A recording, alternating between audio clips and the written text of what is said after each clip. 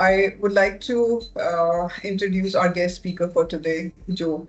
Joe is an information security leader with extensive experience guiding organizations through the evolution of cybersecurity, from the early days of commercial internet through today's cloud computing and AI-driven landscape. Throughout his career, he has led strategic security teams and developed comprehensive security programs for companies of all sizes across diverse enterprise sectors. He specializes in translating complex security challenges into actionable strategies. His decades of experience in information security include positions at New York Stock Exchange, top-tier financial institutions, global law firm Sherman and Sterling, and U.S. Defense Intelligence Agency. As co-host of Security Cocktail Hour podcast, Joe engages with industry insiders to explore critical security topics. The podcast serves as both a platform for knowledge exchange in the security domain and a window in the innovative approaches of the industry's most creative minds. I welcome you, Joe. Thank you. Good to Our be here, Shashi. thank you. Our panelist, Dhaval sir. He works as a cybersecurity advisor, cyber risk management leader, security architect, and a virtual CISO. He provides technical leadership for Rainbow Secure IAM SSO platform that solves log and data security and privacy pain. He helps clients succeed with managing cyber risk at acceptable level, reducing their cyber liabilities and achieving their mission goals while staying compliant with industry regulations. Today, the topic of our panel discussion is cybersecurity as a boardroom priority, from risk to resilience. I welcome Joseph to kindly emphasize, kindly show us and guide us why should cybersecurity be trusted as a boardroom level priority, not just an IT issue. Thank you for the Thank you. kind introduction. And Dafal, it's Thank good to be with you. So, why does cybersecurity belong at the boardroom level? Well, there are a couple of reasons. Well, one is very simple. The simplest one is that there are regulations requiring it these days. There are, some of the regulations say that they need to have involvement, and that board members. I think there's one that has a specific requirement that says, the board or some members of the board need to have a demonstrable expertise in cybersecurity. As with most regulations, exactly what that means is not clear, but clearly they need to have a knowledge and appreciation for it. Another reason is basically, cybersecurity now is a material business risk, especially as we're going to talk about in this age of, compromise and incidents being inevitable. It's a material risk, and the board of directors of a company will care very much about risk. That is the language that they speak. That's what they understand. That's what they're used to dealing with. And so, of course, it's something that they need to be involved with when it comes to the cyber risk. The other thing is something that's been true for a very long time, and it doesn't just apply to boards, but also to executives. If you're going to have a security program, if you're going to have a cyber program, for my money, the single most important thing that you need is the support of the organization's leadership, both the executives and also the board, because the board is going to be, supporting the executive, and they set the priorities, they set the budget. We may talk about they set the culture. It's something where you basically have to have them involved, because if you don't, you're not going to be successful. That's it. Yeah, I think that's from my very true. perspective. Yep.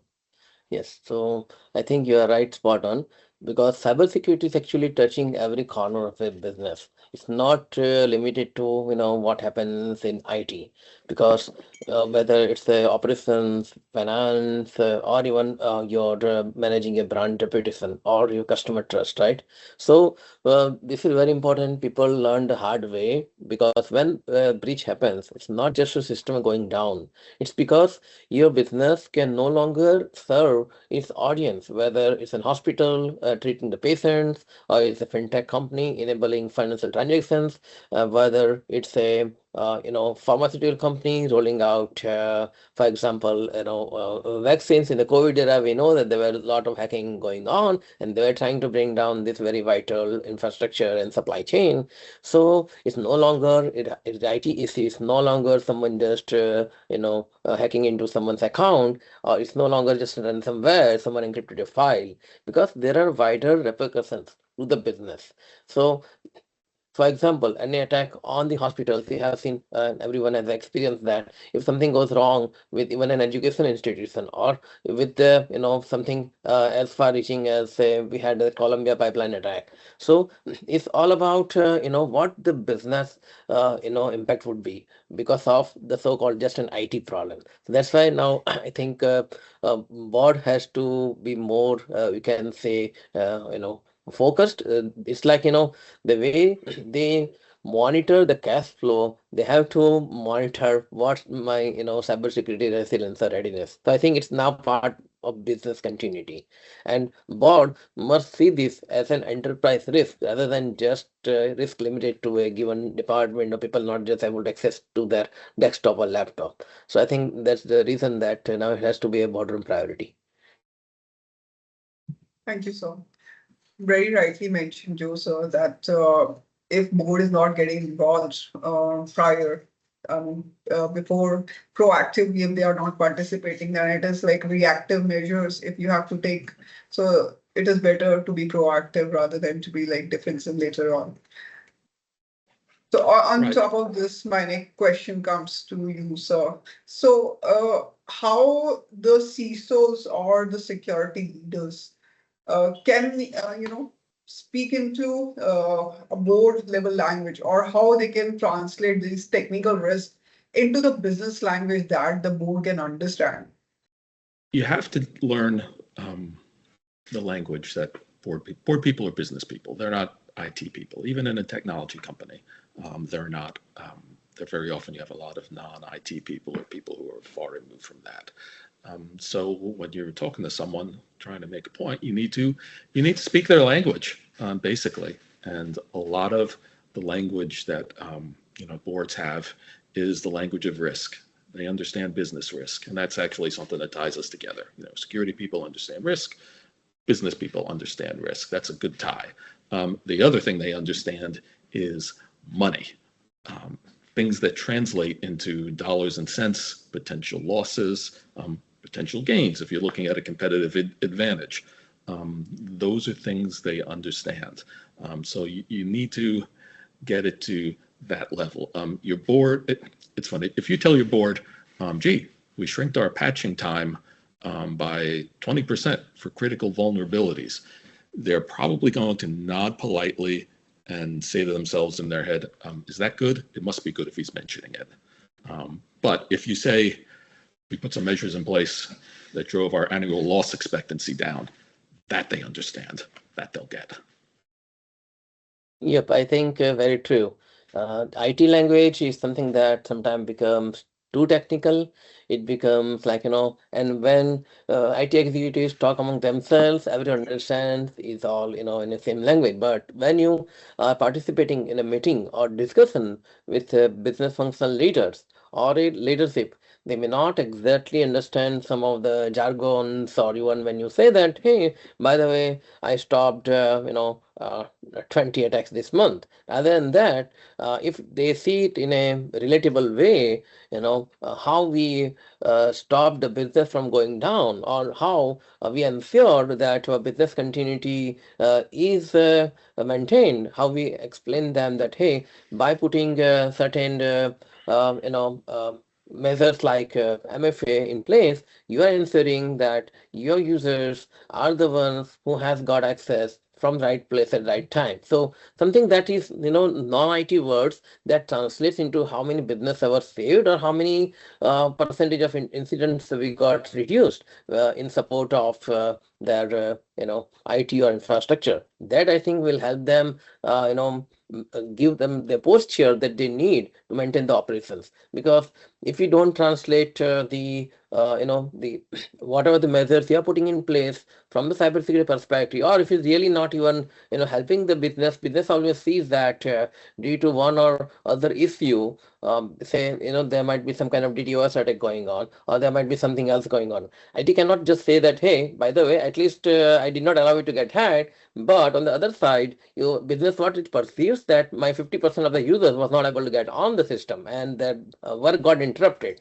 So sometimes you may think that glass is half full versus half empty. You think that you prevented 50% of the time the attacks, but if people were able to interrupt your system, so if people had been able to successfully like bring the system down, then that's something is not a good experience. So it has to be relatable in terms of what the risk the business faces. It has to be relatable in terms of what actual achievement you are trying to get for the business, whether it's in protecting your brand reputation, protecting your IP, protecting your research data, or even sometimes it may happen that things are delayed, some system performance degrades. Now that degrade in the performance maybe because there was some attack going on and that hampered the system. But for the business, it may be that if the workers or employees don't produce certain work on time, it may trigger SLAs and penalties.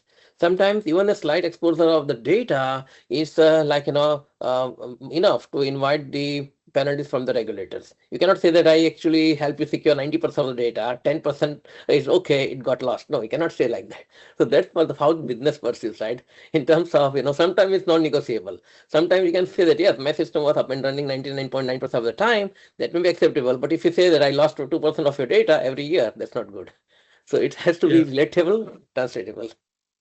Yeah, another thing that's very important is to not only know how to speak the language, how to present things, but I agree with you. You have to know what's important to them, and that's where you have to understand the business. And again, I like to boil it down to very often. How does the company make money?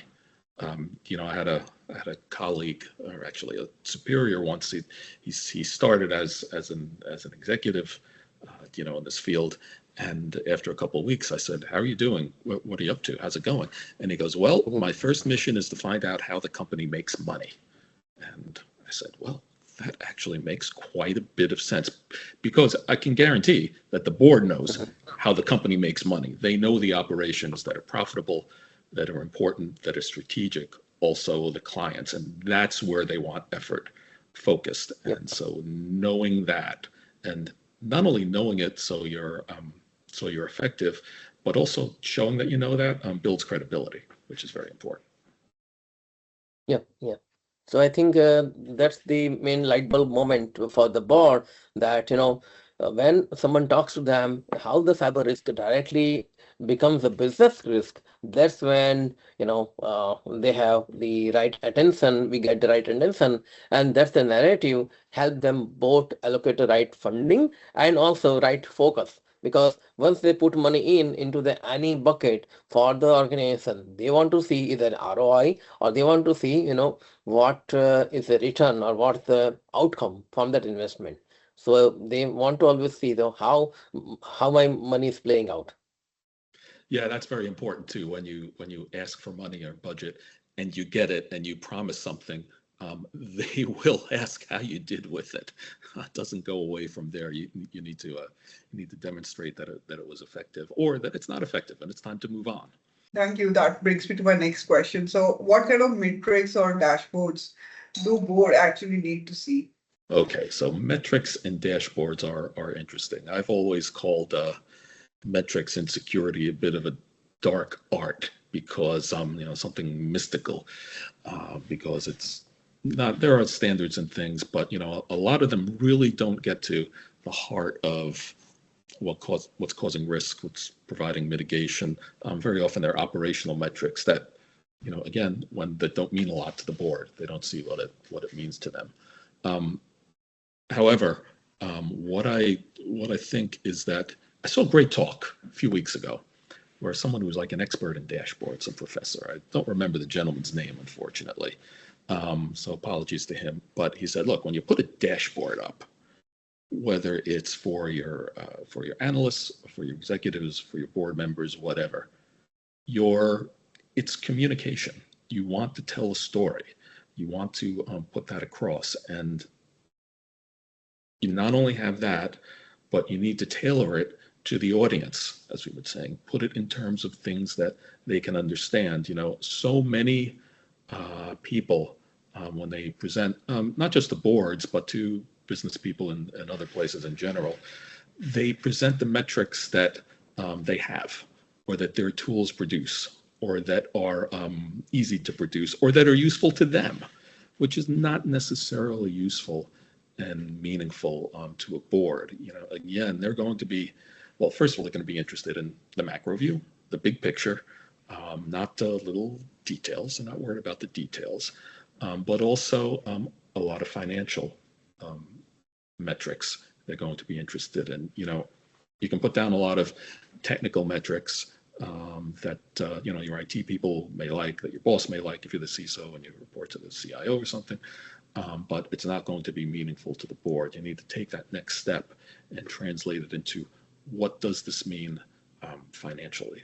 What does this mean in terms of business risk? And as I was mentioning before, what does this mean in terms of, that thing you spent a couple $1 million on, here's the progress of it, and here's the benefit we're getting out of it.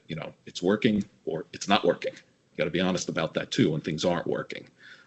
So again, it's very much the same. Speak to the audience and send them the message that both you want to send and that you think that they need to hear in a way they'll understand it. That's really critical. Yeah, definitely. Because the boards, they don't always need to know about the technical level of details. Each dashboard, as you just rightly mentioned, each numbers or information on a dashboard has to cater to the audience that is consuming or reading it or looking at it. So board may not, appreciate the technicalities, like how many failed logins reduction, or how many firewall alerts we got it and we handled, or somebody looked at it. But I think when we talk to the clients and executives, we propose in terms of how many hours of business continue to be preserved. A compliance goal wise, what was the compliance status last quarter versus this quarter, or the risk heat map. Like which areas of the business carry the highest identity or access risk, or what's the MFA coverage. Because those are the things that when you relate them to the what you are trying to achieve for the business, so those numbers has to make sense. So I think when board looks at it, they will always wonder, this guy said the same thing last month, but then we have to always see what actually sometimes they're looking at that same numbers or something, like that preserving even those numbers is good for the business. Because when you are either optimizing on the matrix or when you're maintaining that matrix, then you have to explain them in a proper term so that they can know, okay, we are safer today, our business is more resilient than last quarter. So I think they understand the compliance risk, they understand the resiliency of the business. Yeah, another thing that's really important that a lot of people don't realize until they go into a role where they're speaking to a board is you don't get much time. Time is very limited. You have, you talk to them very often once a quarter and, 4 times a year. You may get 15 minutes, so you got to pack a lot in there. And, board meetings are kind of very compressed, very active things. You may be speaker, 7 of 15 for the day. So you need to keep that in mind, that they're, very smart, dedicated people and everything, but they're also human. You can't pound them with too much information. You need to prioritize. You need to make it easy for them to digest. You need to make it meaningful to them. And I'd say you probably don't want to go on right before lunch. That's a terrible time slot. Right. That's true. What a beautiful way to say that. So thank you for mentioning this point. Of course, time is of utmost importance over here, definitely. So how can this leadership or top leadership can they create a culture of cybersecurity trust that can, spread across the organization? Well, your board, again, put it this way, what a company does in cybersecurity, reflects what their priorities are and drives the culture. You know, just so many things in terms of, it's like, well, if someone makes a mishap, does something, are they fired? Are they disciplined? Are they given training? That's a cultural thing. Are processes being followed? Is strict adherence to process very important, which is important to security, or things lax? Do they do they accept a lot of exceptions, or is, policy and standard compliance have to be very strict? Those are a lot of things that determine the culture of cybersecurity and of trust in a place. And those things, they're driven by executives, but they also, up at the top, are very much set by the board, because they're setting the priorities for the organization. They're setting the amount of risk that they want to tolerate in different areas, and all of that filters through. When you go to work for an organization, especially in security, you find out very quickly how they feel, how the board and how the executive management feels about security, and whether or not it's a priority, and the kind of whether they're going to have a culture that supports it or that doesn't support it. We're way beyond, as we were talking about earlier, we're way beyond the place where someone can say, or a board can say, oh, security is important, so take it seriously. That's not enough. It's one of those things. Watch what people do, not what they say. They may say things are important and put out releases and all these things, but really look at what they're doing. Are they funding important projects? Do they have a strong training program? Are they, taking the measures that are necessary, mainly in process, very often, to maintain a secure, cyber risk posture? If they are, it's important to them, and people see that in the culture. Particularly in IT, they say, is change control being done strictly, and is security involved?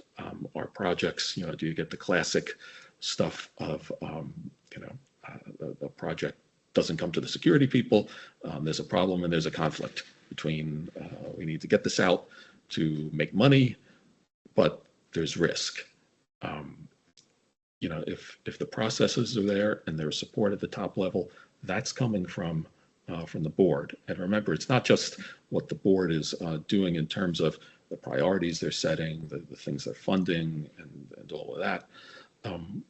The board also has an audit committee that has oversight over these things. And if you repeatedly see, and when you repeatedly see these things either being supported by the audit committee and or not supported, then you have a very good idea of the culture that the board is trying to drive. And as much as we'd like to say there's the right thing to do and we want things secure, there are different schools of how to handle risk and how to handle cyber. And, it depends on the business. Right. I think that's true. You can say that the culture and what's the return, rather than that, what's the behavior of the top leadership is very, very important.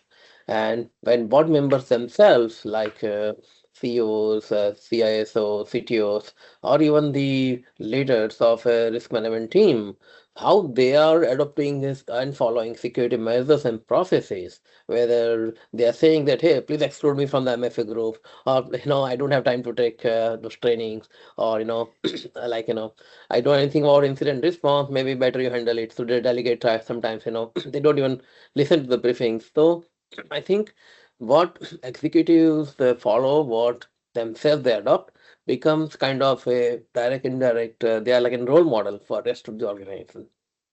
So when organizations face this challenge of top leadership trying to find workaround, for certain security control, then it becomes very challenging for overall organization to maintain that security posture or enforce those processes, that helps keep business secure, their data in compliance.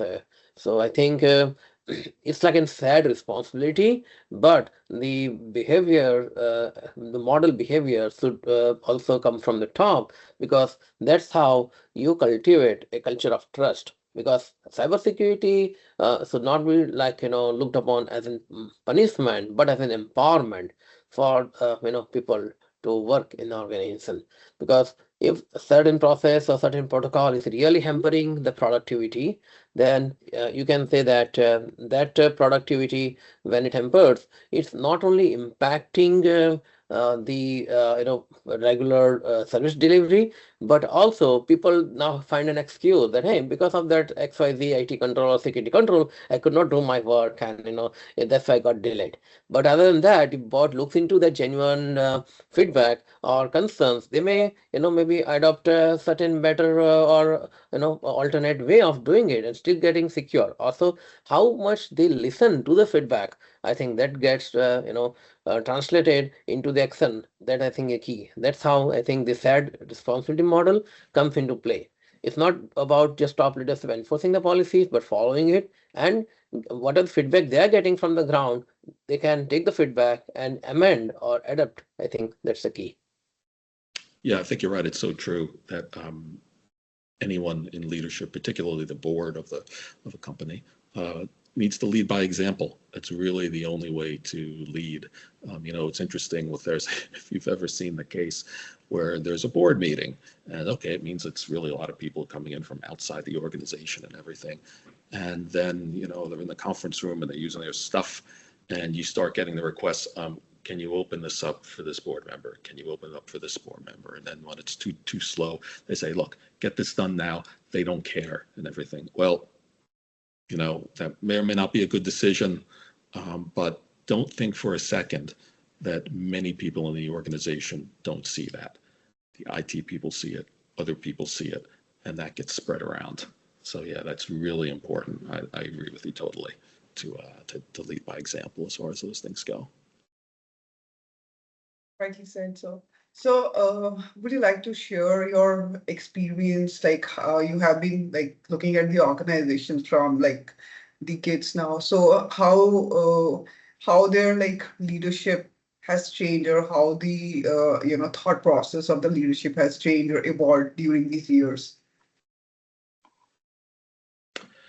How has the thought process changed? Well, it's interesting because in a lot of good places, thought process has changed to, a lot of the things that we've talked about. A realization, at the board and also at the executive level that, cybersecurity is a lot of risk management, that it's important, that it's something they need to be involved with. And that really one of the key things is that, again, you can't just write a check and spend a lot of money, on product or on security people. You need to make sure that the culture is set and that all the operations of the company are taking cybersecurity in mind, because you need all of them to get you to the posture that you want.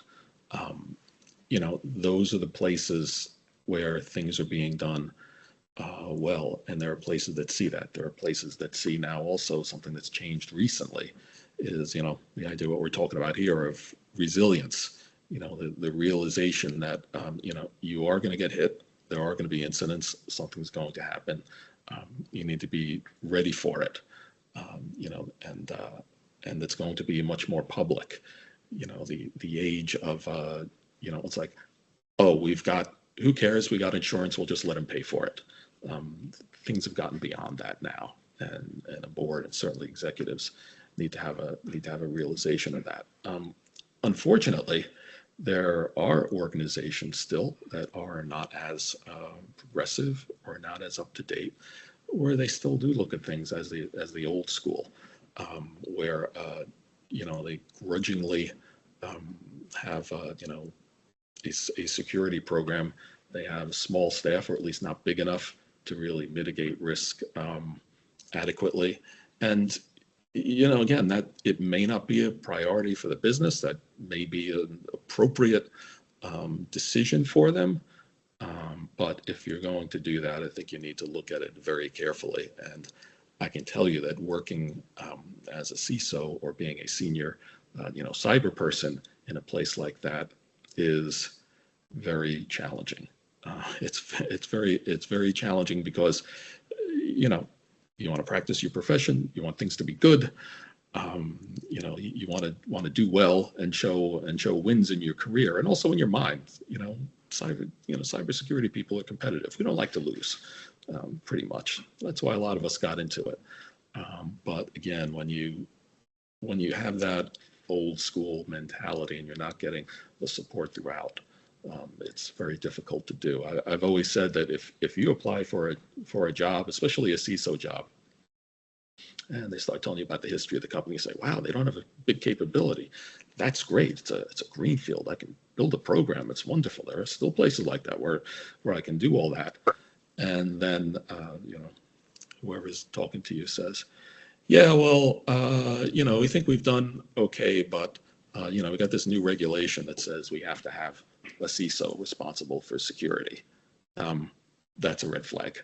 That's a place where it's going to be very, very difficult to be successful, basically. Yeah, definitely. I think the executive thought process earlier was just maybe to prevent the cyber attacks. Now they are more talking in terms of the cyber resilience and security compliance, because they know that if they don't have cyber resilience or any proper plan, if say they got attacked by any chance, what would be your response? How the business can come back online, or how the team can respond effectively to any possible reports of a breach, because now there are regulations in given X amount of time. If you're attacked or got breached, you have to notify your inferior, cyber inferiors, you have to notify your regulators, and you have to also have, sometimes if you're a public company, you have responsibility to notify the given SEC department or things like that. So now they know that they are asking questions, not just that how much we are protected, but how much we are prepared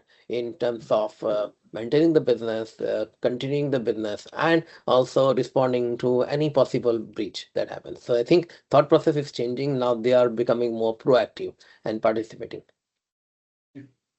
Thank you for I answering hope that, that's Tom. true, and that's the way things are, because that's the way things need to be. Incident response is all about preparation. You have to prepare, but you have to prepare the people who are on the front lines dealing with it. But the executives and the board also, as you said, they need to expect that things are going to happen. They need to devote the resources to deal with it. And I say even they need to have the psychological aspect is they need to understand and really grok it that, yes, we're going to have incidents. Yes, these things are going to happen. Let's be ready for it, both operationally and also psychologically. I think is very important. So how can the boards justify cybersecurity investment when the budgets are tight? Well, again, look, security in a lot of things is a matter of priorities. We can say that there are regulations. Yes, there are regulations where you have to do stuff.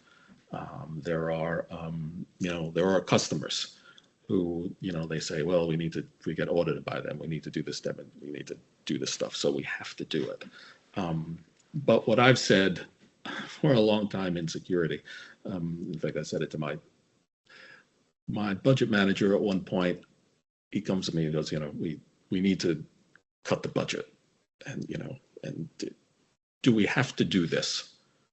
And I'd say to him, well, to tell you the truth, we don't have to do anything. We cannot do this stuff. We cannot filter the spam. We cannot maintain the firewalls. We cannot have an identity management system or MFA. We don't have to do any of these things.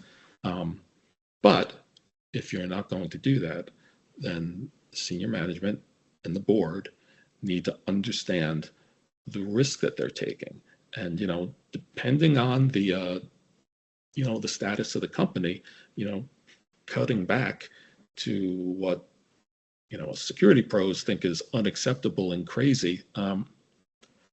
It's sad to say that may make sense for the business. The business may not have the money to do it in an extreme case, or they need to, or they're willing to take the risk because they need to funnel money into other things, and that can be true.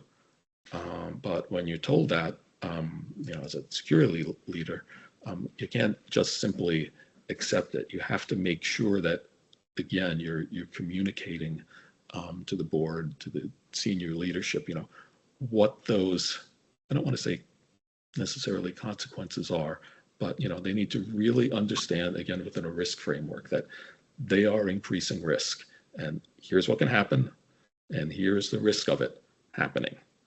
And you need to do that because it's your job. It's the right thing to do.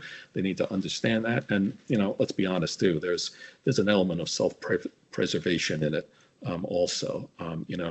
Do not say that you can, cut your budget, 15, 20% and say, yes, we'll do less is more and everything's fine. So, well, if you really can, okay, but be prepared to live up to that and deliver it. Otherwise, say, well, you know what?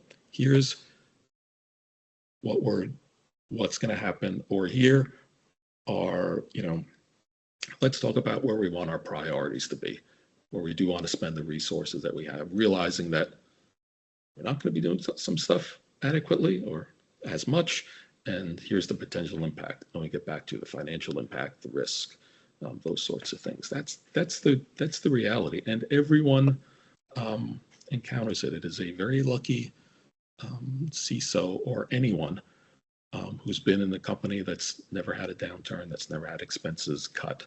It's another thing that, like an incident, it's not a matter of if, it's when. So you got to be ready to handle these things. Yep, I think it's not about just saving X amount of dollars and maybe X amount of risk, but it's always about if you're cutting cost and just whether it's your bad luck or something, and if that part or that tool that you just dismantle and if business got vulnerable, then it's like no matter what investment was for the business or the cyber budget. Now, if companies stand exposed, then it will be coming back to the executives who were sanctioned that, okay, yeah, we are good, cut 20% and, you will still be safe. So I think it's all about risk prioritization when there's a budget challenges. And also it's about, letting them know that what can be the compliance risk, because nowadays compliance is mandated for many of the, whether you want to work with Fortune 500 companies or whether you are, tying up for certain government projects. This is especially true for mid-sized organizations who are working on a government projects. They have to satisfy certain security compliance. So now for them, the investment in cyber and compliance is actually ROI driven. So that's where there are different ways to look at the cyber budget. On one side, say spending $100,000 on certain prevention activities may secure the business or prevent them from losing millions of dollars and avoiding regular fines if there's any data breach or something else goes bad. So I think it's always tied to risk reward, but it has to be measured carefully and then let the executives make a decision on that. Yep. Thank you for mentioning that. It is important for us to know about all this. So, on this note, what's the one thing which you think every board should start doing this year? Well, I think that's easy, and that's kind of universal, at least from my perspective. The most important thing a board has to do is support the security program. Support it, show that support, and in every way. Well, I mean, not in every single way they can, but I mean, people will see it if they're giving time to the security group, if they're providing budget, if they're considering things. That's essential because, as I said before, and I'm going to say it until the day I check out of this business and probably past it, the most important thing, success factor for a security program is the support of the board and upper management. Nothing happens without it. You just can't be successful. It's almost cliche, but it's the truth. And so I would, say to the board members, please, not necessarily, you can't tell them that, cybersecurity is going to be the most important thing they have or that they need to deal with this, but say, look, this is at least as legitimate an item and a risk as any other business risk. Don't discount it. And if you, support the people who do it, to the level that you think they should get support, but realize that without your support, nothing's going to happen. Yes, I think very true. One thing that board, I think that can make this, you can say that rather than waiting for like any annual audit, because KPMG told them to do something, or or they just been more reactive based on certain incident report, they can maybe make it a standing, agenda item for board meetings, quarterly meetings, so that where they can review the risk, the metrics, and preparedness. It's like transferring the posture from the reactionary or just because you're forced to do something to a proactive. So I think if board is not doing that, then at least they should have start doing this on a quarterly, if not monthly. Monthly may be too much for them, but as if it does do quarterly, then it's not too frequent or less frequent, and at least they can allocate sufficient time to review that. That's what I think they should do. Yes, I think so. Getting a board to deal with something monthly maybe a heavy lift. But if it's something that's so important to them, maybe that's a good thing and they will pay attention more. Thank you for mentioning all the important points, sir. Thank you for saying that we have to choose the right time and it should not be before lunch for the board to listen to us and to communicate with the proper dashboards and metrics so that board listens. And for sure, sir, like all the points you have mentioned are very important to us. And thank you for throwing light on all these points. Thank you for your insights. Thank you, Dhaval, sir. Thank you very much. Thank you Yes, for taking thank you. time. I am always happy to talk about security. I can talk about it all day. So Yeah. thanks for the I think, opportunity. one question popping up in a Q&A, just a second. Yeah, I think someone is asking about some leading indicators, how the company is improving the cyber resilience or adoption. How can you say that company is now on a path to their improvement in cyber resilience? Yeah, I think that's the question. That one, tells probably gets very much to your risk management. Like I said, measuring things like risk and cyber effectiveness, I think is very difficult. But you do want a certain level of rigor in it. I know that a lot of people these days use the FAIR framework, and as a structure to to build around, to put some structure around that, and to give you something more objective and more I just want to say more structured, not flying by the seat of your pants. So that's a framework a lot of people use. I also have used something that's a little bit indirect, which is for your certifications, for your audits, particularly for your your client audits, if you get it audited by your client. If you're doing well with them and you're not getting a lot of findings, or your findings getting closed very quickly, that's not a bad indication of how well your cyber program is doing. It's a bit informal, and it's a little not exactly dead on with things, but it is a good indication. I found, and one that people understand, because you can just say, if you can say that these, some of those top financial companies, their auditors, if you're considered a high risk vendor for them, and you pass their audit with a minimum amount of findings, that's something of an endorsement, and something we can say, well, you know what, we're hitting best practices either for our industry or for an industry with greater cyber constraints. So those things, I'm sure there are plenty of others that people use also. Thank you very much, Joe, for joining with me today. No, thank you. It's a wonderful conversation. Yes, amazing, and it was ideas exchange, and also I think I hope the audience found a lot of value in today's talk. Yes, happy to be here. Thanks for the invite, and thanks to everyone for watching and listening. Yeah, we'll be sharing the recording and everything on our social media. So anybody who cannot join today, they have opportunity to play it. Thank you, Joe. Thank you, Dhavij, for sharing your insights.